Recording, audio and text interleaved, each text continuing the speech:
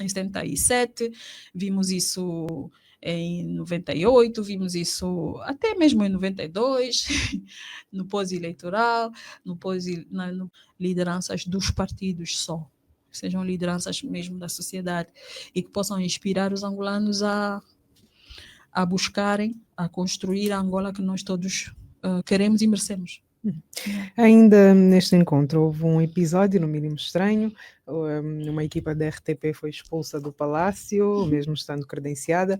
Isto depois de o Mintix ter feito há um mês, sim, fez ontem um mês, uma nota de repúdio contra a emissora portuguesa por ter passado uma matéria sobre a situação de Cabinda. Hoje ficamos a saber que, afinal, a RTP foi banida dos eventos da presidência. Daqui até a RTP ser convidada a abandonar o país é um passo. Sim, sim, e não é nada, e não seria novidade, nós já vimos isso acontecer alguma coisa. Nós já vimos o governo da Angola ordenar o encerramento do escritório das Nações Unidas em Angola, em 2007. Né? Desse governo pode-se esperar tudo e mais alguma coisa. Mas eu vi o comunicado que a presidência da República fez sobre esse episódio triste, e onde primeiro admitiam que a RTP era quase que exclusivamente a cadeia televisiva que tinha os direitos para transmitir as ações do governo, e que por terem feito notícias mentirosas sobre o governo, então decidiram tirar-lhes o credenciamento para fazer a reportagem. E eu fiquei a pensar que talvez fosse interessante saber quais são os critérios que a Presidência da República usa para credenciar os jornalistas ou os órgãos de comunicação para que possam cobrir os atos do governo. E talvez aí, se soubéssemos quais são esses critérios, talvez então pudéssemos fazer uma avaliação mais justa, vamos dizer assim, deste incidente. Será que uma notícia, não estou a dizer que a RTP tenha feito isso, tenha noticiado alguma mentira, mas será que uma notícia desfavorável ao governo é motivo bastante para perder o credenciamento? Como é que se fazem esses credenciamentos? E é triste que nós... Só um dado que muitos órgãos privados, do qual a Essencial faz parte, nunca foi credenciada para os eventos da Presidência da República. Por isso era muito importante, né? Se conhecermos saber quais são os critérios. Ok, você fala bem do governo, pode, você não fala. Você reporta os fatos com isenção e traz contraditório, não pode, né? Isso era importante dizer. Eu acho que aquele gabinete de comunicação do presidente da República às vezes peca tanto.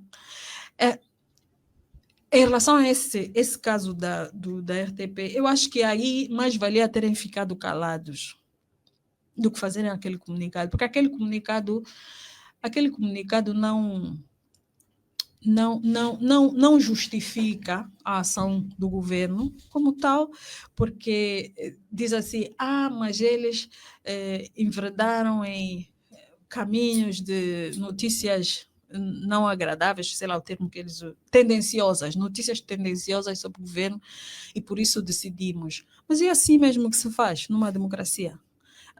Recentemente houve discussões sobre isso nos Estados Unidos por causa da decisão de Donald Trump de banir a Association Press, ou Press Association, que é a associação de imprensa lá nos Estados Unidos, porque decidiram não usar a terminologia que o presidente considerava ser correta em relação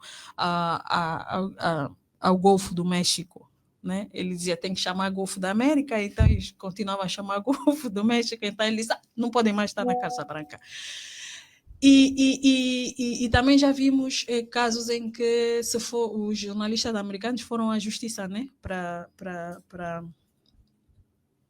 contestar essa decisão abusiva, porque é uma decisão abusiva. Banir um órgão de imprensa de cobrir os atos da presidência da República num país onde o presidente da República é titular do Poder Executivo é um ato abusivo, né? É um ato que viola o exercício da liberdade de imprensa, que viola o direito dos cidadãos à informação, a múltiplos meios ou múltiplas fontes de informação. E novamente, que demonstra a natureza autoritária também desse nosso regime, né? Desse nosso governo. Então, nesse caso, o caminho da RTP é recorrer à justiça. Recorrer à justiça, mas a gente também já fica assim, né? Com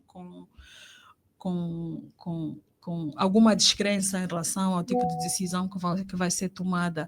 E pelo facto de terem denunciado esse abuso, não admira nada que em algum momento decidam fechar, né, as instalações, como fizeram já com outras instituições, alegando falta de licenciamento ou falta de algum documento, etc. Mas é pena porque nós, a nível de televisão, temos muito pouca diversidade, temos pouca representatividade, né? Nós temos praticamente 2, 3 cadeias, mas que são todas alinhadas ao governo, temos pouco contraditório quando se trata de televisão, e perdemos todos com esse tipo de decisões arbitrárias, perdemos todos com isto. Olhando para estas atitudes, para estas decisões, parece-te que há alguma preocupação do governo angolano, do executivo, em pelo menos aparentar ser um Estado democrático? Parece haver essa preocupação. Eu acho que eles não estão nem um pouco preocupados com essas coisas. Eu acho que não. Eu acho que, porque se estivessem de facto, não expulsariam os jornalistas. Podiam deixá-los aí, né?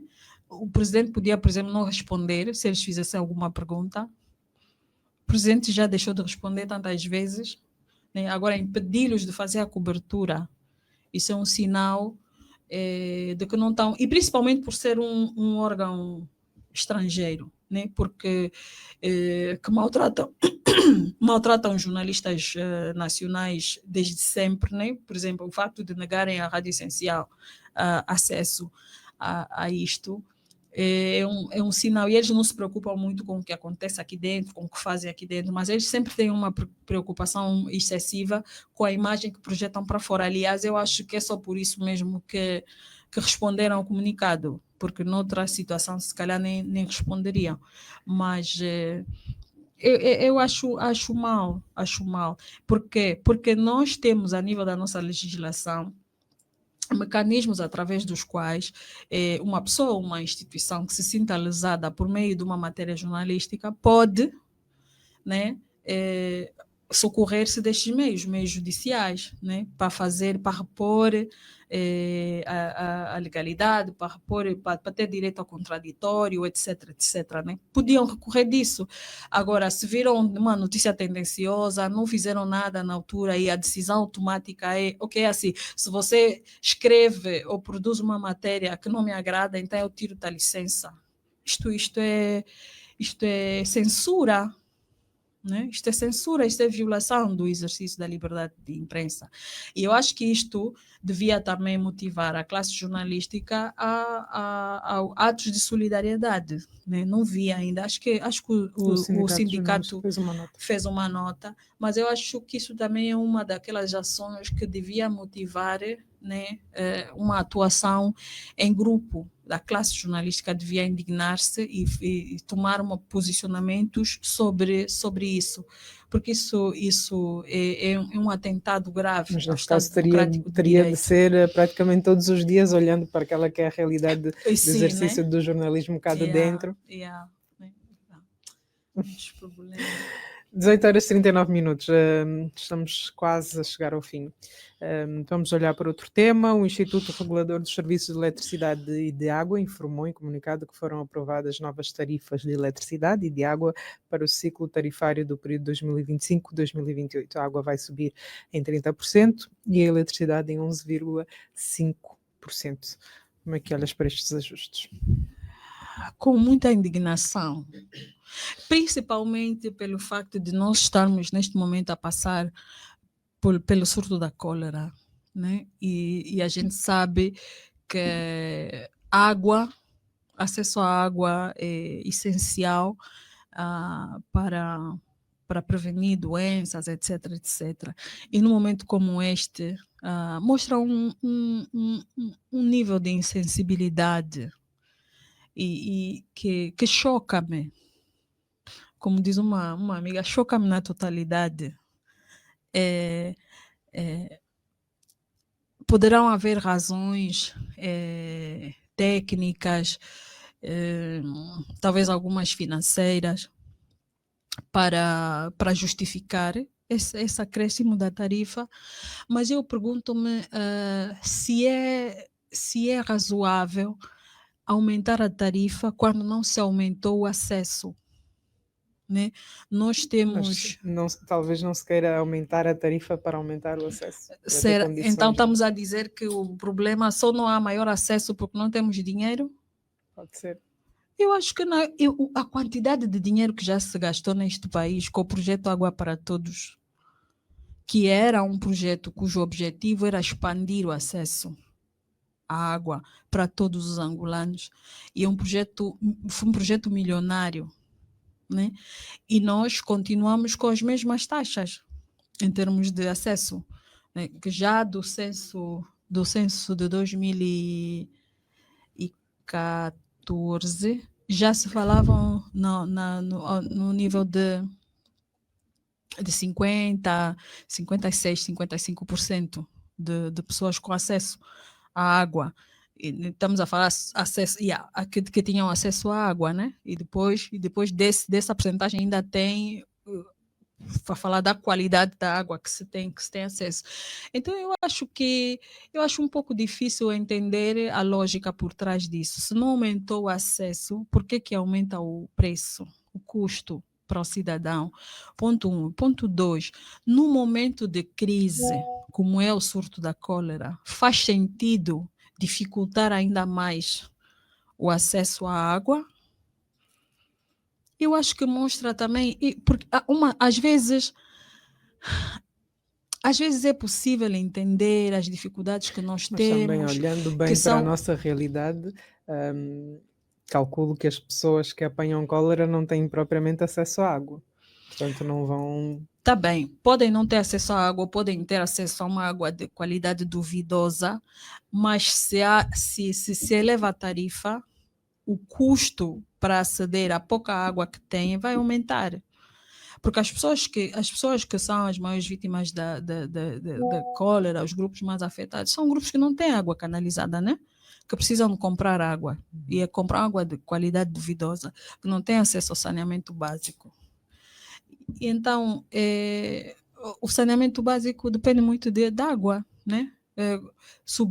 Aquele bidão de amarelo de 20 litros, símbolo nacional do sofrimento dos angolanos. Se aquele bidão agora custa 250, acho, em alguns lugares, poderá aumentar. O valor disso poderá aumentar. Em que medida é que isso ajuda a combater a cólera? Não podiam esperar um pouco, pelo menos acabar com a cólera, implementar tarifas gradualmente. Primeiro, os salários subiram. Mas os salários que tenham levado em consideração que as pessoas já têm... Os salários subiram, mas os salários não subiram ao mesmo nível que a inflação. Então, o poder de compra dos cidadãos não aumentou. Então, essa ideia de que os salários subiram, isso também é um jajão. sim, de facto, aumentou um bocadinho, mas não aumentou o poder de compra das pessoas, porque o aumento do salário não acompanhou os níveis de inflação. E pior ainda, quando se aumentam taxas de serviços a bens essenciais, como água e energia. Eu achei despropositada a medida, achei insensível, por causa do momento particular que nós estamos a atravessar, e achei estrategicamente errada a subida do preço da água neste momento. Achas que terão sido consideradas alternativas ao aumento das tarifas como uma melhoria da eficiência na cobrança, porque houve-se volta e meia que deve-se X à EPAL, deve-se Y à ENDE, ou o combate ao consumo ilegal, os garimpos e etc.? Não sei, não tenho esses dados, mas eu acho que se o problema, se há um problema de incapacidade na cobrança, tem a ver com a ineficiência do próprio governo, né? Que através das empresas lida com essa questão da água. E isto a gente vê, né? A incapacidade do governo é visível em todos os setores, né? Desde não terem capacidade para, não terem competência para entregar os documentos às pessoas, né? A pessoa vai e trata um documento, tem que esperar. Eu estou à espera há não sei quantos anos do título de propriedade de um carro, que eu até já vendi, né? Então, o governo é incompetente. O nosso governo é incompetente. É um governo autoritário e incompetente, em todos os sentidos. A única coisa que fazem bem é reprimir, não é? E então, o aumento da tarifa não aborda essa questão da incapacidade da cobrança e etc. Porque o que vai acontecer é só, as pessoas vão pagar mais e eles vão ficar com mais dinheiro para receber porque não têm capacidade de recolher. Né? É só isso, não vai melhorar, mas pelo contrário vai agravar a condição das famílias que já não têm acesso à água potável e consequentemente as mulheres e crianças que são as mais afetadas pela dificuldade de acesso à água. São as mulheres depois é que arcam com essa conta, porque são as mulheres que têm que cuidar dos doentes, são as mulheres que têm que faltar ao serviço para cuidar dos doentes, são as mulheres que arcam com todo esse peso da falta de uma abordagem, porque isto também fala de igualdade de género, essas questões de acesso à água, acesso à energia, acesso aos serviços básicos, é uma questão de género, uma questão de igualdade de género, que infelizmente contradiz todo o discurso político que se faz, quer seja em relação ao compromisso com o desenvolvimento, quer seja em relação ao compromisso com a igualdade de género.